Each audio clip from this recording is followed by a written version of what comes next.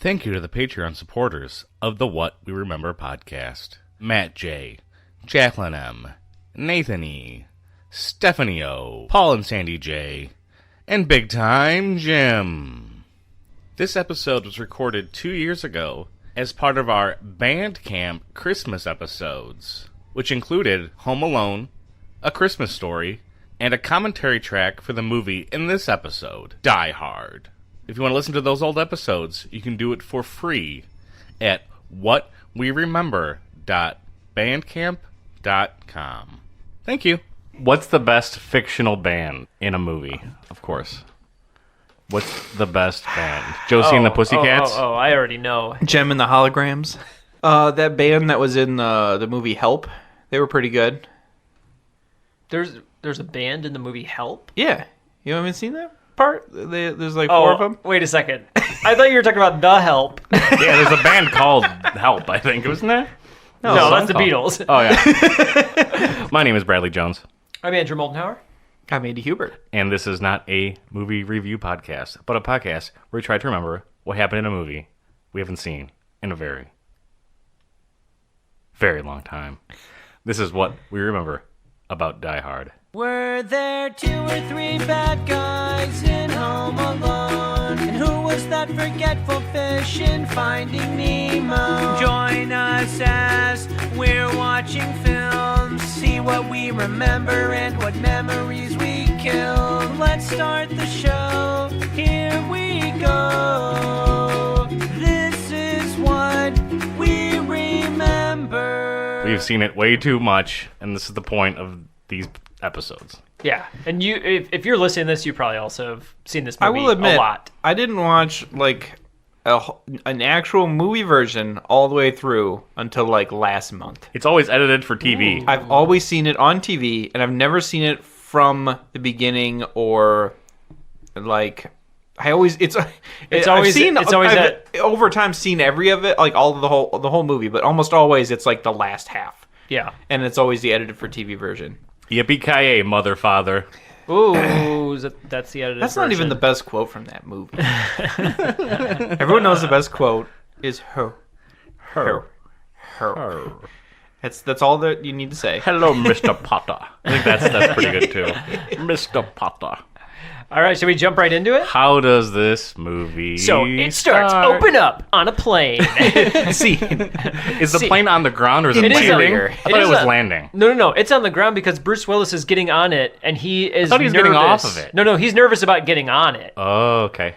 And he's carrying a giant stuffed bear. Mm-hmm. And Just like Con Air. Nicolas Cage carried a bear, too. That's what Andy's this thinking movie's of. way better. Bears and planes. Andy's actually thinking of the movie Con Air, isn't that?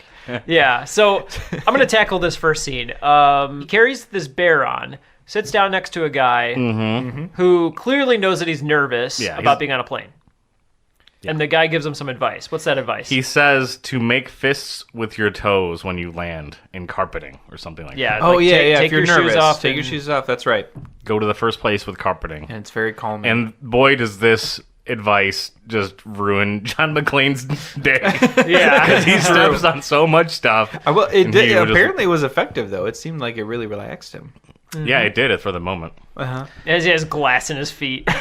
So he gets off the plane. Does he try to call Holly or get a hold of her yet? Or does he just get right in the limo with Argyle? He just gets right in. Yeah, he meets Argyle and he gets right in the limo because I think he's late to the party. He's going to change at the party. Welcome to the party, pal. Oh, that's a quote later in this movie. There's also that Christmas song that's playing. Bam, bam, bam, bam, it's Run DMC. Just to let you know, like, this is Christmas. Die Hard is a Christmas film. And he gets in the limo with Argyle, but refuses to sit in the back seat because he's just a normal dude. He's a New York guy. He's not an LA guy. He wants to sit in the front seat. Did Holly send the limo for him? Yes. Okay. Holly is like, she's a go-getter. She just pretty much has goals and accomplishes them herself without really any help, it seems. So she sets up all the itinerary, it seems like. He's just kind of like... along for the ride? Yeah, pretty much. Time. Argyle picks him up. They kind of chit-chat a little bit. You understand that they're Like, he lives in New York, she lives in LA, and they... Yeah, he talks about his relationship with Holly and how it's on the rocks. Argyle probably gives him some advice or something like that. I think Argyle talks to... Isn't it, like, his first time driving the limo, too? Argyle's? Oh, it is. And so he's telling him, like, let's go, so cool. There's all this crazy stuff back there. Argyle's, like, 19 as well. He's, like, so young. He's a young kid. Yeah. But they become buddies. You learn that, like, they're just separated right now. They're not divorced, but they're thinking about getting divorced. She wants to be in LA for her career. Yeah. And he wants to stay in New York because he's, a cop, and he's, like, has potential to rise. They have kids in LA, right? They do. Yeah, they have 2 kids. Are you sure they're not divorced? Because why wouldn't they be? They're not divorced. They're thinking about getting divorced. Just separated, I think. Okay, and he just never made it with the kids to LA?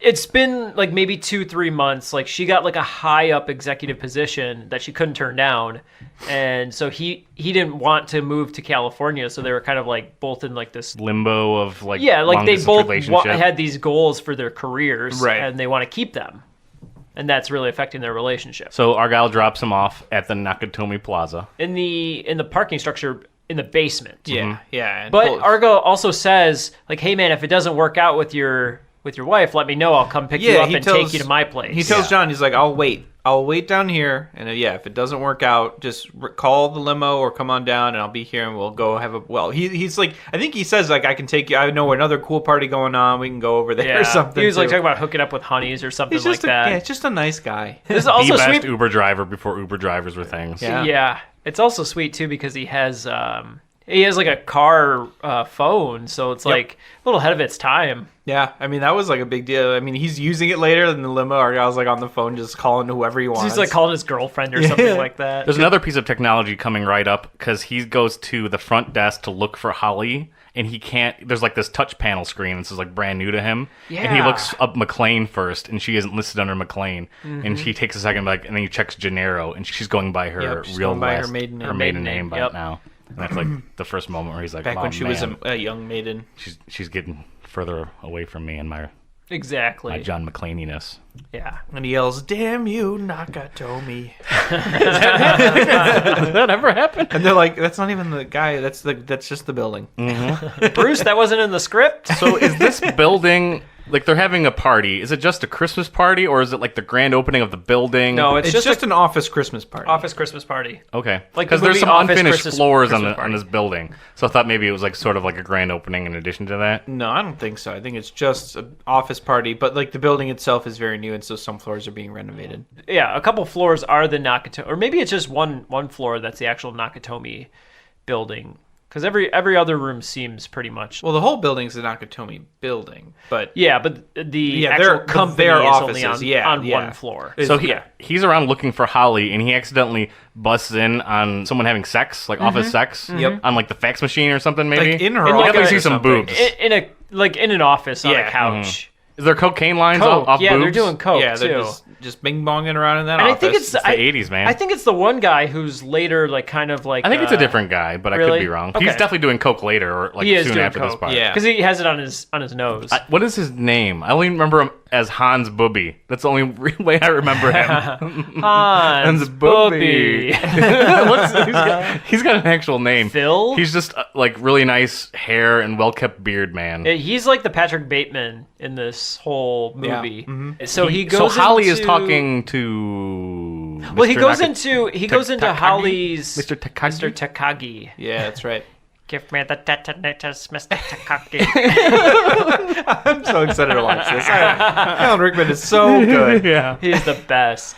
I think he's in like Holly's like office, which is huge, and he's like just kind of getting acquainted to he's her like waiting for her a little bit. But he's also he's like changing. Doesn't she find a photo of them together and like put it down? Because Alan Rickman finds that photo later. Doesn't she like hide it at? Yeah, she does. She hides it after the fact. It's visible now. Now, before he goes to her office, does he run into Mr. Takagi and he's like, "Oh, you must be Mr. McClane." Mr. McClane. He's like, "Yeah, let me take you to her office." And he's like kind of a nice dude, even though. Oh, he's super nice. Yeah, he's like a cool guy. Which is funny because, like, you know, the premise is that, like, this job is, like, pulling their family apart. So you kind of are... I feel like, at least for me, I was kind of expecting the boss to be the bad guy where he's like, your wife needs to be... Like, we need her here to do this. Yeah, well, he's a fantastic guy. But he's a cool guy. They kind of meet a little Andy bit. has a little crush on Mr. Takagi. He's a cutie. I didn't know that was your type. Asian businessman, I guess. Old Asian businessman. That's your thing. Is it not your guys' type? Like, I'm more of a Reginald Vell Johnson I guy. thought that was universal. Ancient Asian secret. Oh boy, the secret is out. I believe what basically happens next, like the movie doesn't hold up. Yeah. The vans roll into the basement. Does Argyle see them come in? No, because he's Argyle jamming. has like his sunglasses on. He's got his Walkman on, so he doesn't see him or hear him, and he's just kind of like, or he's talking on the phone while he's listening to Run DMC. Right. Yeah, he's had the music cranked like way up, or he's on the phone. So he does not notice.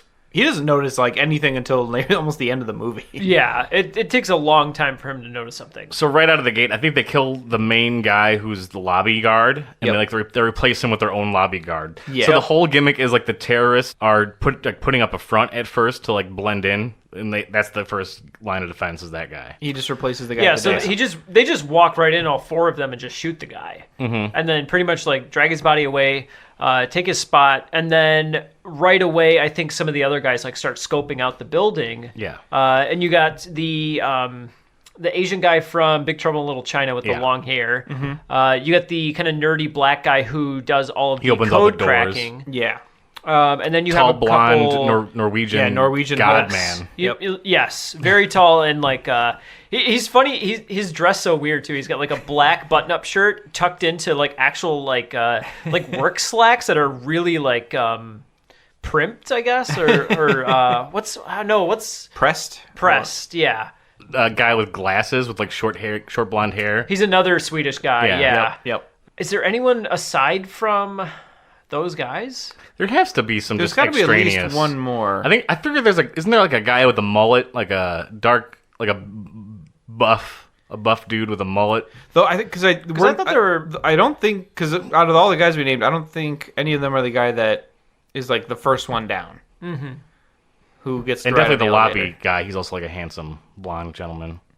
Yeah, the actual like the lobby guy specifically reminds me of what's a Hip to Be Square band? Huey Lewis. He reminds me of Huey Lewis. He Yeah. looks just like him. It might even be him. I don't know. Huey, Dewey, and Lewis. There he is. That's the band. That was him. There's probably one or two others because I feel like John McClane kills some folks. He Yeah, kills. probably. The body count's pretty high on them. Yeah. Yeah. I'm sure there's some like generic henchman number 1 and 2 or something. So then Hans Gruber walks into the building, and I think do they shut off power or something like that? Eventually, I don't know what they do at first to get control of the building. I honestly don't, other than shooting. I think the very first thing that they do, I think they do shut down the elevators first thing. Like they turn Yeah. them off basically, except for one, and so they control the elevators going up. God, that's just such a simple way to like confine people. John McClane had just had a conversation with Holly, got a little heated. He's in the bathroom, Yep. and this is where he does the gripping the carpet with his toes thing, Yep. which is detrimental. And as he's in the bathroom, Hans Gruber and the guys come in, and I think they just fire off some rounds like in the air. Yeah. Randomly just to get attention to scare the crap out of people. I think they just immediately announce like hello, like shooting in. And John hears it. He goes and grabs his gun, and then Or he doesn't have it, or something like that. He like left it somewhere. I wonder if he left in like the main part of the office, but he's in the bathroom. yeah, maybe. But how does he get out? Does he like? I think he escape goes through into... I think he gets up through the vents, and it's just like a dangling vent in the bathroom, and like they walk into the bathroom, and then we see that the gates like the vents open. Yeah. It's not that I big. thought it's not the iconic vent scene. right? But I think that's how I know he does escapes. a lot of vent movement, but I don't know if it's that. I don't know if it was that or if he like just he might just avoids like guys and sneaks out. he might just find like a back, like maybe the office he's in has 2 doors, and he goes out, into another office and somehow escapes. I think he goes through the ceiling. That is my claim. And Okay. I think the bad guys like just miss seeing him. Yeah. Like someone walks into the bathroom and he had just left. Hans Gruber explains what's going on And he to Mr. Takagi. Oh, he's looking for Mr. Takagi. Yes. He's trying to find out who that is. And, like no one's coming forward at first, and he threatens to kill somebody. And then Mr. Takagi's like, "No, I'm Mr. Takagi." Yeah, he just steps right forward. He was hoping for like a Spartacus moment, but no one else was willing to say that they were Mr. Takagi. Or just had a single tear.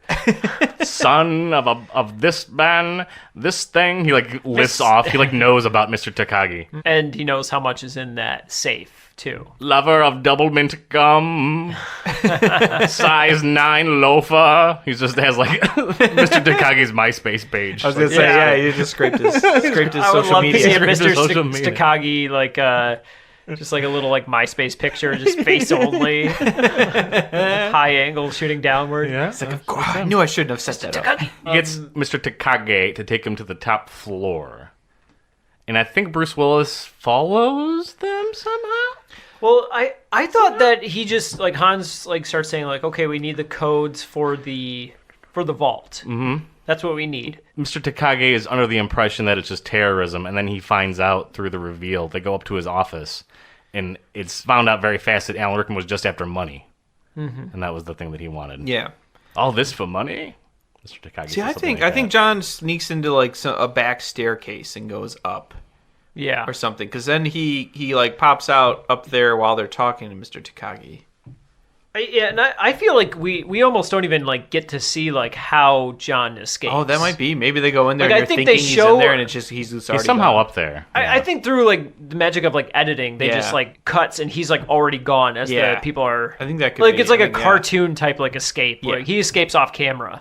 There's And also- he is on the stairwell, I believe. Maybe he just goes up the stairwell to that. Yeah, I that's how think he does just it. goes up. There's this big moment where we get the meanest version of Alan Rickman, because at this point he's just kind of like a suave, cool guy. Mm-hmm. But then Mr. Takagi calls him just like a low-life criminal or something like that, and he takes a real offense to it, and Alan Rickman gets right in Mr. Takagi's face. I'm an exceptional criminal, or exceptional thief, or something like that. Yeah. I'm not just a low common thief. Yeah, he's like a higher class person. He Like, he takes very offense to that. I mean, you imagine this guy being like a Harvard graduate or like Oxford graduate or something like that. But Mr. Takagi gets shot like right away. Yeah. He's like, they're asking him, shoot they're him. demanding those codes, and he's like, Yeah, well, you he could keeps- kill me and I'll never give up those codes. And he's like, okay. he does. Like Mr. Takagi says, like I don't have the codes. Like some other company has access to these codes. He doesn't personally have them, so he can't take the money out. Which is just bearer bonds or something like that. U.S. bonds are in Yeah, the it's vault. like Oh, yeah, I think there are bonds. bearer bonds. Yeah. He starts doing the countdown, and he's like, "You might as well just shoot me." Because I think Mr. Takagi does have like a little bit of money, but then it's not. That wasn't what Alan Rickman was talking about. He was talking about what's in the vault. Yeah. He makes the So exception. you think it was like somehow- a confusion? No, I think that Mr. Takagi is just underestimating Alan Rickman this entire time. But Alan Rickman had it like he knew the vault existed. Oh, yeah. he knows the all vault these was a things. secret, so he Yeah. thinks he's just after, something else. And he's like, oh, But he- no, I'm here for what's in the vault. Got it. Okay. And that's what triggers. And you're like, oh, boy. they actually planned this. Yeah, these criminals know what they're doing. Yeah. Right, and so this is the point where they shoot Mr. Takagi because they had a plan B the entire time. It's like if they couldn't get the codes, they expected that. Yeah. They're just going to crack into the Crack it, system and yep. blow it up. Yeah. Yep. So John McClane sees that happen. I'm pretty sure. He Yeah, sees he Rickman witnesses shoot the Takagi shooting. Yeah, I would agree. And he also like gives himself away too, I think, right there. Like as he's leaving or as he witnesses it happen. Is this the first action set piece where he's underneath the table and someone's like above shooting down through That it? happens later in a random room. Okay, like I thought it he's was, kind like, of right alone here. with that guy. Well, maybe he's in it's like a chase down the stairwell or something like that at this point. It's possible. Yeah, I think they chase down the stairwell into another room where I believe that possibly does happen. Okay. Where the German guy or the Swedish guy with blonde hair who's really tall, like short blonde hair, I think he jumps on top of the table and John McClane's underneath it and he shoots up and gets the guy. Because I think that's the guy that's holding the detonators, I believe. Yeah, that's a big Oh, moment. yeah. Because their plan is to set bombs all across the building and then blow them up. That's like the big end scheme for them. Is they all rush to the roof and the roof explodes, and that's like their whole plan to like make sure that everyone's going to think that they're dead, but they really escaped. So these Yeah. detonators are incredibly important to Alan Rickman in order to get his plan to succeed. If they rush to the roof, though, like how do they get away? Or if they're pretending to rush to the roof, what was their plan? We'll get there, but they That was sneak something out through that's the basement. always been confusing to me. They sneak out through armored trucks in the basement, Okay, like almost the same way they got in. got it. But he kills that guy, and he gets kind of like a walkie-talkie. It's like the video game where like you kill an enemy and get their power-ups. He gets his gun and he's like, he dropped some money. He dropped a gun. He checks the guy's feet to see if the shoes match, and he says something about them being like, all these guys have smaller feet than my sisters or something like that. Right. Yet they're like so tall. Yeah, because I feel like that was like a plot hole that came up in like a writer's room. It's like, well, why wouldn't he just take these shoes? And like they wrote this little scene in there to explain it. Yeah. And this movie is just the most well-written, thought-out, great really paced is. script, well-written. It's a killer script. Every single thing like makes sense, and it just happens so quickly too. The pacing is like 100% accurate. It's not like one sequence lags a little bit longer than the other. It's always moving, and it's always like full of action. So but it's like also full of like great characters that are likable. So John McClane gets a walkie-talkie, and I think his first thing is he calls 911 or something with it, and the lady doesn't believe him what he's saying, and he has a good line where it's like an ADR line of him through the phone saying, "What does it look like I'm trying to order a pizza?" He's like So New York. Yeah, he's like, but he's just trying to explain the situation, and that 911 operator is not buying it. She's like, it is Christmas Eve, and I cannot be bothered. He goes through that operator. The operator calls Reginald Vell Johnson, who's just a cop working the beat. Just a regular average Joe cop. He's in the gas station trying to buy a Twinkie or something for the night. Yeah. Oh, his wife's pregnant. And I think he was like buying, I don't know, he's like buying some snacks for her or something like that. Or maybe that's the joke that he uses. He's buying like donuts and like a ton of snacks, and he's like, my wife's pregnant, and the clerk gives him like shit for it. Yeah, just gives him a dirty look. And so he takes a run at the building to see what's up. Mm-hmm. Drives by. Yeah, he paces around. All the criminals are kind of like watching from the windows, trying to see what's going to happen. He walks into the lobby, and then there's that imposter security man. Huey Lewis is there, and he comments. He's like watching a football game, and he's just trying to be real cash. He says, "I got $50 on these sons of bitches," or something like that. Yeah. And then Reginald Vell Johnson walks by him, and there's this moment where the security guard like breaks character and slowly turns his head to see where Reginald Vell Johnson went. Mm-hmm. It was a really like, but he does a very moment. like. He does like a very lackluster job of scoping the place out. Yeah. He's barely looking. He's just sort of like moseying. But he doesn't know what he's looking for either. Yeah, right. The security guard's making small talk, talking about just like random things that don't mean anything. The security guard is trying his best to be as like nonchalant, average guy, like bored security guy as possible, and doing a good job. So he decides to go back out, and he basically calls it back in, says there's nothing there. Like everything seems like secure and fine. And John McClane starts freaking out and saying, no. And that's when does he throw a body out the window?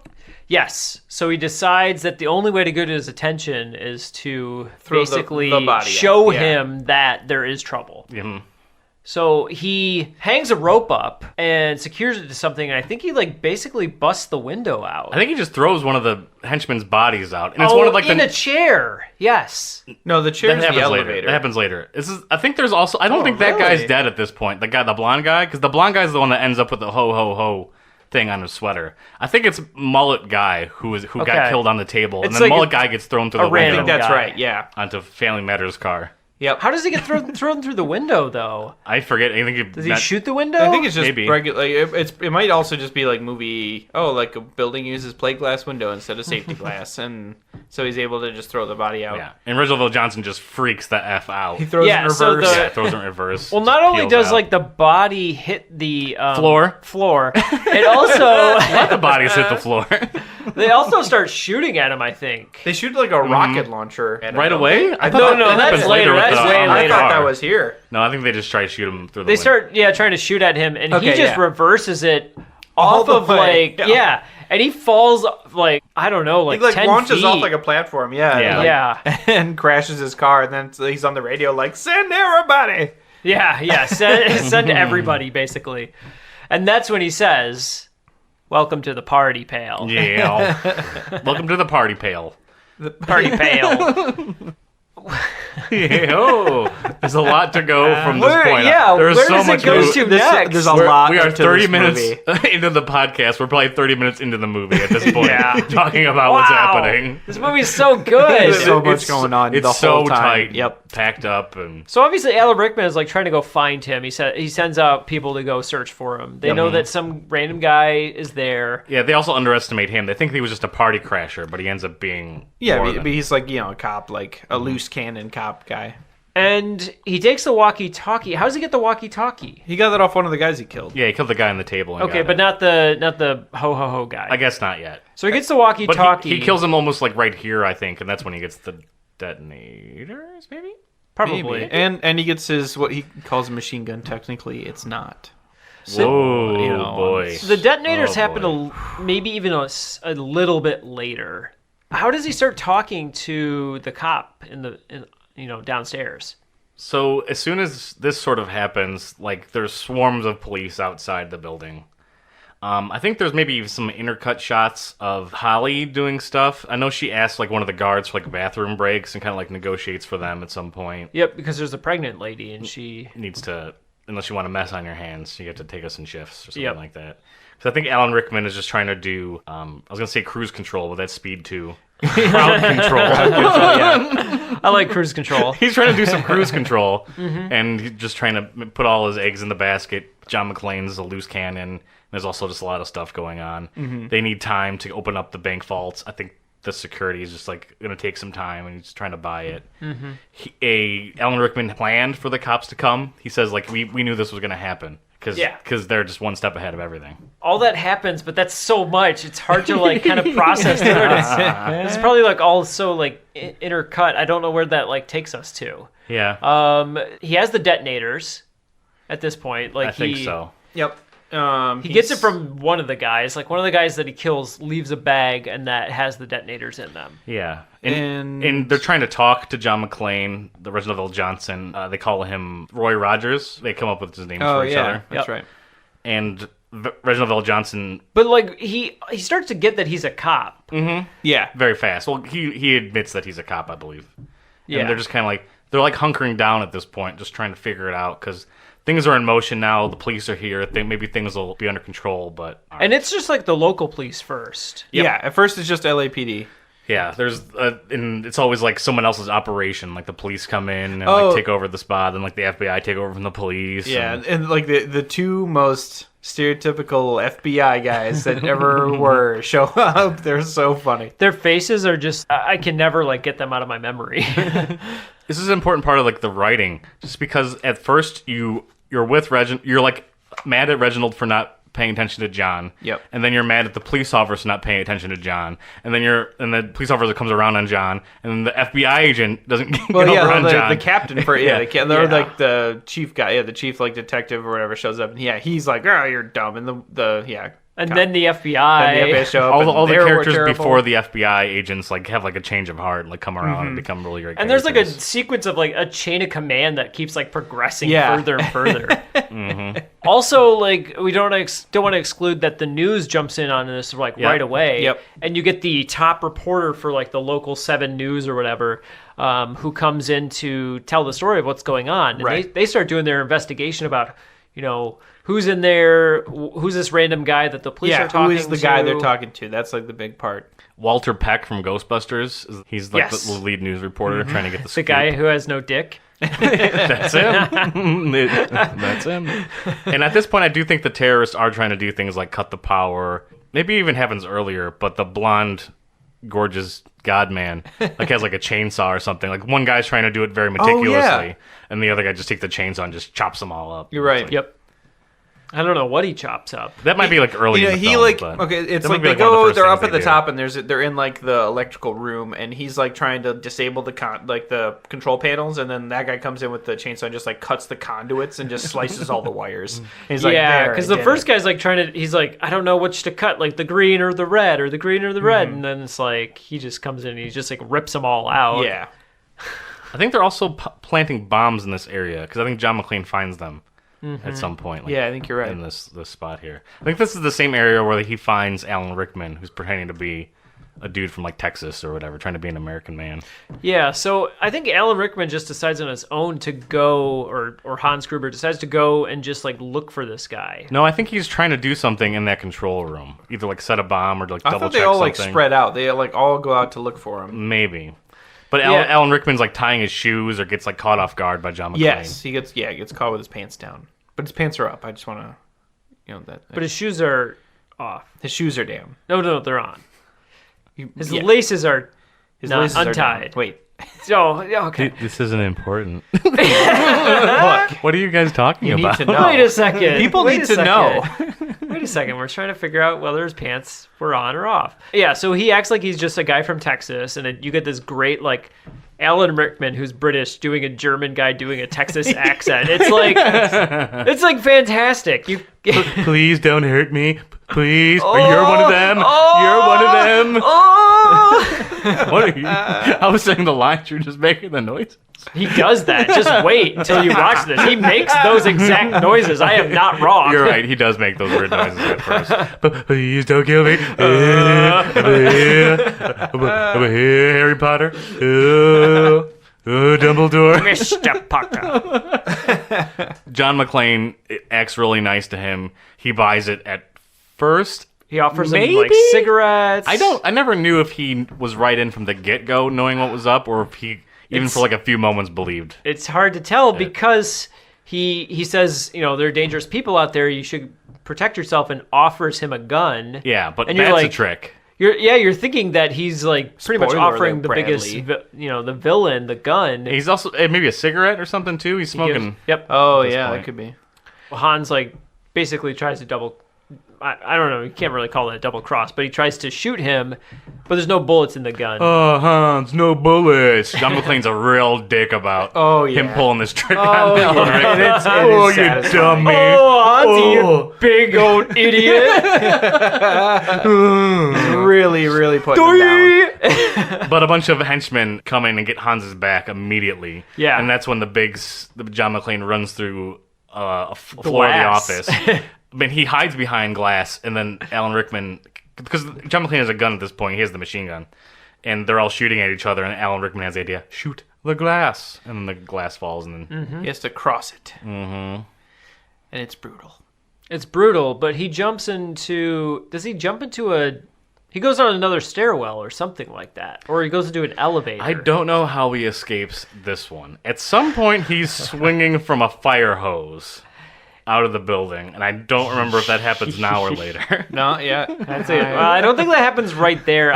Another fire hose appearance in one of these movies. Oh, man, I tell yeah. you. That might be at the very end piece where he grabs Holly and swings. Maybe he just swings. He probably grabs Holly too, but swings off the roof on the fire hose. Yeah, I think he escapes down a stairwell. He convinces people that he's going one way, and he goes the opposite way and just goes down a stairwell. He might go into an elevator shaft, and this might be the moment where he like barely catches on and slips in through the vents. And yeah, that's when he gets into the Yeah, vents. okay, I like that. I would agree with that. So, Oh, there's also a really fun moment where he's like going around the office and he sees a really cute bikini girl poster and he kisses it. There's a moment where he kisses his hand. What? And then puts it on the poster. It's a real sort of John McClane thing that happens. I have never seen this. That What are you happens. talking about? He kisses a poster? He kisses his hand hands and puts the hand on the poster.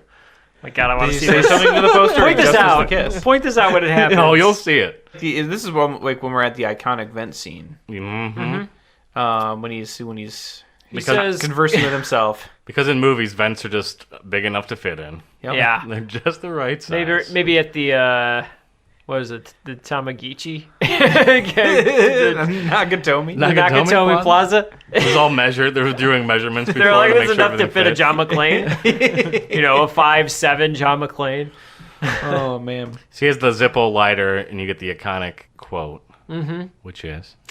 I don't know the exact quote. It's like, oh, come out to LA. Come out to LA, we'll have a few laughs. Nope. What is it? Now I know what a TV dinner feels like. What? That's what he says when he's in the fence. What? Okay, he says the few But he laughs says part it too. Yeah, wait. He says that part. I don't know when. I forget when he Oh, says this that. guy. No, he says that in the vents. That's in the vents. Well, he talks. Okay, then He he, probably says both says- lines. He probably says both these lines back Okay. to back, but Brad was like, only the first part TV is dinner like, line was the best one. only the first part's important. I agree. I like that. That was funny. but Andy, I agree with you. I think the line too is like, we'll go out to LA, have a few laughs. Yeah. And I don't know what he says after that, but And that's when he also does say that he feels like a TV dinner. Yes, yeah. You're right. We're both right. both right. But that's also when the Swedish Godman looks down the shaft and sees the light from the vent. Shaft. And he's like, I know where he is. Except he doesn't say that. He just quietly walks away because he's a professional. They go and they basically start shooting at the at this vent shaft that he's in, right? Mm-hmm. Yeah. But the whole thing like comes tumbling down, I believe. Just, yeah. He uses his belt or something. He makes some sort of wedge somehow, some way, MacGyver's, to like slip down into the vent. And that like breaks loose, and that's when he catches himself and crawls into the vent. Okay. But like as they're shooting at the vent that he's in, how does he not die? Because they just get him a little too late. He's already inside the vent. Got it. Okay. And at this point, the FBI, I think, has taken over. Yep. Yes. They're going to send an armored car Then, to yes. attack the building, and that's when it explodes with the rocket launcher. Yes, that's right. Yeah. They take the armored car, and a couple troops too are like scouting the place out. Yeah, they're walking in with like a bunch of SWAT dudes, and and McClane is trying to warn them that It's a they bad have idea. rocket launchers and they're ready for this attack. Yeah, these are bad guys. They know they're ready for it. And Yeah, he and explicitly they says think- like they're expecting exactly what you're about to do. And the FBI thinks that John McClane is the bad guy. They They're think not that sure. they're Yeah, getting they don't bad trust him. information from him. Yeah, exactly. But at this point, he's won over all of the police Yeah. officers. Yeah. There's also a moment where the FBI agents want to cut the power to the building, which happens very soon after this. Yes, which is also I think something that the bad guys were counting on. No, but it helps them out because it opens the last door to the vault. Oh, okay. They weren't thinking that was going to happen. Gotcha. But because it did, Oh. it let the vault door open. Uh-huh. But before that too, like John McClane says that he doesn't want to talk to the FBI. He wants to go back to He'll only talk to Roy, or not Roy, he's Roy, but Family Matters. Family Yeah. Matters. They give him back to Family Matters, and they continue to have their conversation. But I believe the Do you know news... what's the conversation that they have? Do you remember? It's like a really heart-to-heart moment where they're like chit-chatting about the job, and John McClane asks him, "What got you off the street?" Yeah. oh yeah, because he says a pencil he pusher seems now. he seems very competent, but he's like In this moment, He it's says that he heartbreaking. shot a kid. Oh yeah. Yeah, he did, Oh, and my it's really gosh. sad. And He said it was dark. It looked like a gun. and he's like, He and didn't know. He's like, Did John do this, No, or... the Family Matters did. Fam. I'll just call him Fam. Matters. Fam does it. It matters Or what Fam you did it, call and then him. Yeah. and he's like, I now I can't bring myself to ever use a gun again. Mm-hmm. So they won't let me, do the cool cop stuff. Because that's a big moment at the end. Yeah, it is. Which I'll save it. Okay, save it, because I have no idea what you're talking about. and I'm looking forward to it. This I'm looking forward to it. I'm looking forward to it. There's a moment that we may have already missed where Alan Rickman is talking to Holly, and Hans Booby comes in. Yes. Well, no, okay. There was another thing that happens right before that too, where the news the news finds out specifically who the guy is, or they find out who the guy is, or Yeah, wait, and they or do they just find it out from Booby? Wait. I'm not, in my head, I was forget wrapping what around research what they you were do. saying, Yeah. but I think he's just Walter Peck taps into the walkie-talkie or something like that and figures it out, does some research and figures out it's John McClane because he broadcasts that on the news and Alan Yes. Rickman, like everyone sees it. yeah, and then I wasn't sure if that happened, and then the Booby guy's like, I can get John. For he has to. Yeah. He has to have the moment where he sees the picture, though, Yep. where he sees that it's like the two of them, because her name wasn't McClane, so like he didn't realize it was like They were she was related. Yeah, that she was his wife. But he soon does. Yes. But yeah, the Booby guy is like, he's like, I'm a business guy. I can negotiate our way he's out. trying to strike a deal with John to just come out, and John's just like, you don't know who you're dealing with. It's not going to end well. It sounds like he kind of knows John, like through his wife. Anyway, like He Yeah, claims he's to know John pretending. better than he does. Yeah. yeah, I he don't know definitely why he did definitely that, says like, too. yeah, Just like they're good creepy buddies, 80s but guy. he just knows him vaguely through his wife. I think he was like trying to like get off like safe. Like if I give him up this guy, like they'll they won't kill me. Right. But, His he plan... has no leverage. Like, he can't give this guy up. And then he starts saying, like, they're going to kill me. Like, you better... Like, that's also a part of his plan. It's like, they're going to kill me if you don't, like, come. And then he realizes he's actually going to get killed. Yeah, his whole thing was, if we can just stop, like, resisting these guys, just give them what they want, they'll get out of here, the police can handle it, and then we're all safe. That's, like... So he was just trying to get it to end. Yeah. But yeah, I think he was doing it in a very selfish way, though. Yeah, well, I mean, he was doing it also as like, I'm the master businessman. I can negotiate any deal. Yeah. So he's got to prove that he's the best. But yeah, that's when, he starts like really talking to John, like, look, John, like I told them I could get you to come down here, and if you don't, I'm in trouble. Yeah, and they don't waste any time. They just shoot him. Yeah. Does he kidnap Holly? Very soon. Very soon. Soon after. There's still a couple more things that happen. Okay. Wow, Brad. Like that one thing that happened? Well, John finds the bombs at some point. He realizes that like one of the floors is loaded before the end of the movie. Yeah, he does. Yeah, he does make sure that. Other than that, I'm not sure what else happens. There's the FBI agents are cruising around in a helicopter. That's near the end, Trying to do a thing. That's when they get everybody on the roof. I'm trying to think of stuff right before the third act really kicks in. They're like, we can get gunships. they just get these like helicopters full of missiles, and I'm like, what? There's a fight scene between John and God Zeus, Lord of Thunder. Yep. In some sort of sweet stairwell area. That happens pretty late, and they get into the basic fight where the guy is just like too much for John. Yeah, at this point he's like overwhelmed. He's just so strong. Yeah, the dude's just huge. But they managed to fight in like a random like kind of like a shipping room or something like that, because there's like boxes everywhere that they're moving around on, and he basically like kills him by hanging him up on like a crane, like a little like lift. So far I'm the only one who's ever noticed this moment in Die Hard. But as they're fighting up the stairs right before he hangs the guy, John McClane threatens to kill him, skin him, and eat him. He says those words. First I'm going to kill you, then I'm going to skin you, then I'm going to eat you. And then he puts the noose around the guy's neck and throws him off. We're going to watch it with subtitles. It's in the movie. I am looking forward to it. Cannibal John McClane. I like it. Confirmed. Confirmed. The bad guys are getting a bunch of money together. They sneak the money out through the armored cars. Yeah, so at this point the vault basement. is open, and they're getting the stuff out. They play that Hallelujah song. Which bum bum bum bum bum bum bum bum bum. Ode to Joy? Yep, Ode to Joy. Unless I'm thinking of a totally different movie. Do they say like Merry Christmas to each other? Just the one guy I think says Merry And Christmas. so, now, is the this guy the who's part trying to hack where it. the limo guy finally realizes the whole thing's been going on? Because he's still down there just hanging out in the limo. Yeah, he sees them sneaking the money out. And he creeps up in the limo. He just rams the limo into the trucks, I think. He rams them, and then he gets out and punches a guy or something like that. But, but he like essentially almost like foils the escape himself. Yeah. Mm-hmm. So as all the villains are trying to make their escape, that one guy from Big Trouble in Little China is sneaking a candy bar. Yeah, that's like his one big thing he does in the movie. And then he gets like killed really soon after. How many terrorists are even left alive at the end of this film? Because Hans is on the roof. There's people in the basement trying to escape with the money. Mm-hmm.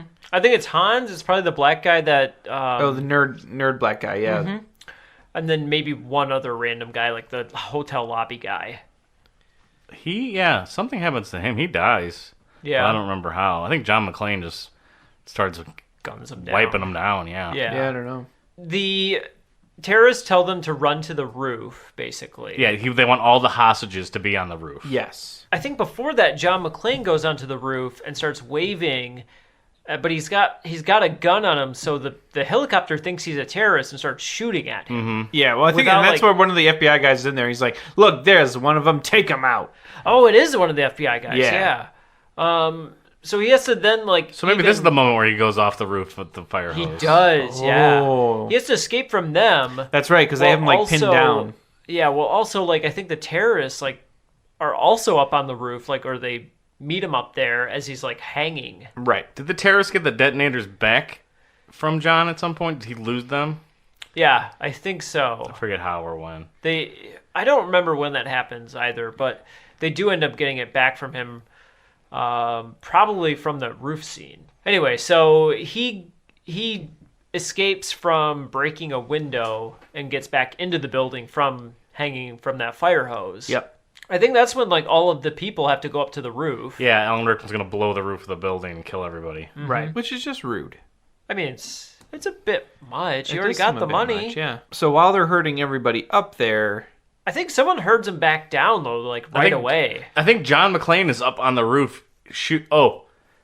Oh, I figured it out. That's what it is. He shoots to get them to go back To get them down. all to run Yeah. away. And He then tries the to tell them helicopter that... sees him shooting. Yeah. Yeah, I don't know if Alan Rickman thinks that he's dead or he's just not there anymore, but Right. Alan Rickman's ready to escape, and then John McClane goes up on the roof and gets everyone down off of it. Yeah, that's right. Then it explodes with him jumping off of That's a off good of thing. it. There it That's is. what There it happens. is. Because after they herd them all into the roof, all the bad guys go down to the basement. Like, they all start to head down. And Yep. that's when John's like, there's no bad guys up here. Everyone off the roof. And they don't believe him. They won't go. So then he's just like, get out of here.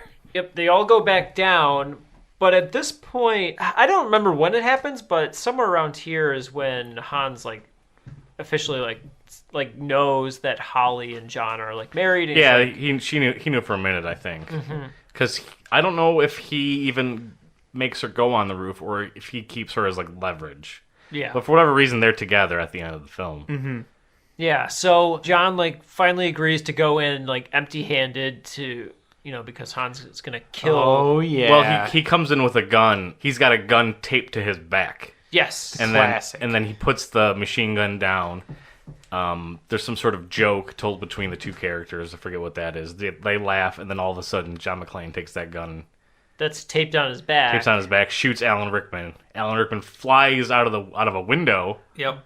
But I think he's holding on to Holly's hand.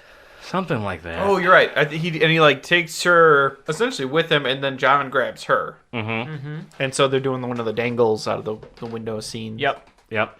And they're seeing it from below. Like all the cops are seeing the people dangle from the building. And he's holding on to them. Basically, Hans just can't like... Oh, no, Hans is like trying to hold on to a watch. No, Hans's watch breaks. It breaks? Yeah, he's holding on to Holly. Like Holly's holding in for whatever reason. Alan Rickman goes to get the gun. He still has a gun. He's about to pull it out, and that's when the watch breaks. Maybe Holly even loosens it or just snaps it off. But Alan Rickman falls with the gun, just like falling with him. Yep. And he falls in slow motion. And it is yeah. sad to watch. The best falling scene of any film. His face is just astonishing. He's real scared. I read the trivia a long time ago that when they were shooting that scene, obviously it's all green screen, but they told Hans that they told Alan that they were going to drop him on 3, and they dropped him on 2, so the reaction would be more authentic. And it looks real. It looks really good. Yeah, I think he really fell off a building for the movie. I think that really happened. And then Holly and him like hug it out.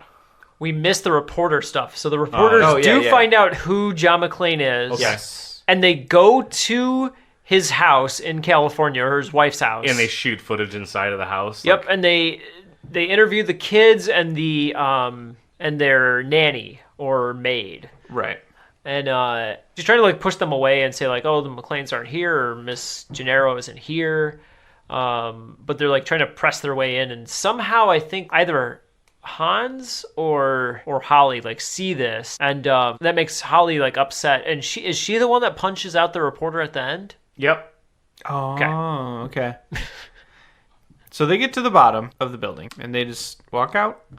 Yeah, they do. The movie's over. They're all injured. It's not over. Roll credits. It is not over. Roll credits. So Right, I said roll credits. they come out. They get taken care of. They got like blankets on them. They're in the back of, And then the movie's over, right? of an ambulance. Roll credits. Family Matters and John McClane meet for the first That's right. first Fam time. and John finally meet. Then it's over. And then suddenly, Then suddenly roll credits. the guy that we thought he hung and was going to eat comes back for a last hurrah. And he like comes in like a big display with a gun about to kill John and Holly. And that's when Family Matters gets his gun and shoots him. Everyone's turning around in slow-mo to look at him, and it's they just a bang. Bam, and they all turn around, and he's got, like, his revolver, and he's just like, don't mess with my friend. I don't think he actually says that. But do you feel lucky, punk? That's the overall message. Did I do that? That would have been amazing. Oh, man. And then John looks at him, he's like, oh, look at that. You can still shoot people. Is that what he says? Roll credits. Oh, we nailed it. There's a few things we missed. Just one thing I can think of. Sometimes I say a few things and I only mean one. When Alan Rickman is doing negotiations with the FBI, he's got like a list of terrorists that he's like wanting to free or whatever. Yeah. And he's just making them up. Yep. And there's one, like, he turns the walkie-talkie off and is like, I read that guy on Time Magazine or something like that. Like he doesn't know half of the people he's trying to negotiate to get even off. his henchmen guys are like, what are you talking about? Like, yeah. He's just like, yeah, they're just terrorists from random countries. yeah, and he's just trying to like mess with the FBI and like make them take more time to do whatever. Yep. I do remember that. Other than that, we don't even need to watch this movie. We nailed every little bit of it. No part 2. There's probably some things. We need to watch this just to confirm Brad's cannibal thing. Because he's very hung up about it. And the calendar babe that he smoothed. Oh, yeah, and calendar. Oh, I want to see that. I want to see that real bad. I don't know if any of the terrorists are alive at the end of this film. I don't know. I think they're all dead. think I they all don't know dead. how they died. Did Go John out McClane in a kill blaze all of of them? glory. John McClane, I think John McClane. Although, wait a second, though, except Argyle for- punches out some people. He doesn't kill them. He punches out it's true. Big Trouble in Little China, I think. He punches out the And Family nerdy Matters guy. kills one. Uh-huh. So, I think some of the people in the basement are still alive. I think John McClane doesn't kill anyone. Maybe the lobby guard. Yeah, right. Does he get shot? I feel like him He getting totally shot. gets shot. I see him getting shot. Yeah. Really bad. A lot of squibs on that guy. And then the ho, I have a machine gun bit. We mentioned that, yeah. right? He puts him down the elevator. That's my favorite And that, scene. like, everyone sees him in Holly Gennaro. That's when he knows. She knows Her. that John McClane is here to save the day. John McClane Let's is watch it. Join us in part 2. We're going to watch Die Hard. There's going to be a commentary track. Our first one ever. We hope it's not terrible. Oops. You know my name, but who are you? Just another American who saw too many movies as a child. Another orphan of a bankrupt culture who thinks he's John Wayne, Rambo, Marshall Dillon. I was always kind of partial to Roy Rogers, actually. I really like those sequin shirts. Do you really think you have a chance against us, Mr. Cowboy? Yippee-ki-yay, motherfucker. Welcome to part 2. We just watched Die Hard. Incredible. It was phenomenal. We just got done with the commentary track. You should go listen to it. That's pretty much going to be like our part 2. We say a lot of stuff in that one. Yeah, I mean, this will be quick, so we'll wrap this up, and then definitely, I don't mean to toot my own horn here, but I think we knocked it out of the park. Yeah. He props open a lot more doors and fans. Yeah, and we things didn't that I mention it. remember. Yeah, he does the fan. He does at least 2 doors, I think. I mean, he really needed to hold things open a lot. He really likes propping things up. Yep. Liked hanging out of things too, like windows and doors and chutes. He gets real dirty. Very It's quick. real Very dirty. quick. He starts, that his wife beater starts out bright white, and it ends basically it's just black. Yeah, was there mud all over the building? He kept rolling it. I mean, they did have that water feature in the middle of their lobby. It got really brown after the explosion Yeah. down the elevator chute. And then he used it to wrap his foot. I'm like, that shirt is really dirty. That's the worst thing you could choose to wrap your foot in at this point. there were a lot more terrorists than we gave credit There was a for. lot. Yeah, there was, what you said, you counted 12? 12. Andy? There's a lot of them. And Yeah. I think They all died. except for the guy with the glasses who opens the vault. Yeah, he just gets punched knocked out by Argyle. And possibly gets away because we never see him get arrested, really. That's true. And security guy is like the last non-Hans terrorist left. Yep. And then he gets headshotted. Yeah. Pretty quickly, too. Yeah, it was just like a They had the quick upper 1-2. hand and they lost in that situation they should not have. Nope. They should, there's this a couple situations where people get caught monologuing or just caught not paying attention, and I'm like, you know what? You call yourselves professionals, but I don't see it. There was a moment. It's not Mr. Takagi that eggs on Alan Rickman. It's Holly Gennaro. Yeah, she's the one that's like, "Oh, you're just a thief." Yeah, and that's the one where he like explodes. I'm an exceptional thief. He's a little more casual and collected with Mr. Takagi. Yes. Mr. Takagi. It is still unclear if McClane wanted to eat. Yeah, I'll have to go back and listen to it. It's when he's pulling him up the stairs. Maybe it's in a different version or whatever, but it could be. He wants to eat and cook and eat that guy. Maybe it was just for the TV edit because it's more acceptable on TV. Maybe. A lot of the FBI guys die. That helicopter explodes. Mm-hmm. I'm not sure if we mentioned that. Johnson & Johnson. Johnson & Johnson, we've totally forgot about. Yeah, we forgot they were Johnson & Johnson. That guy is from... And they're credited as Big Johnson and Little Johnson. Mm-hmm. Which one of them had the Big Johnson? Oh, the guy with the Big Johnson gun. The Big Johnson is from The Goonies. He plays one of the Fratelli brothers. It's true. And that's movie fact. The guy that is who shuts the power down is from Blank Check. Mm-hmm. Yep. Really good. Didn't expect to get a Blank Check reference here.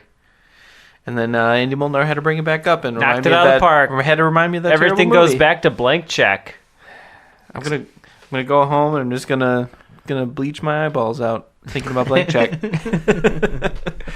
You should get Snapchat it. Give some of that bleach to John McClane because that shirt is never gonna be the same again. Oh my God, no.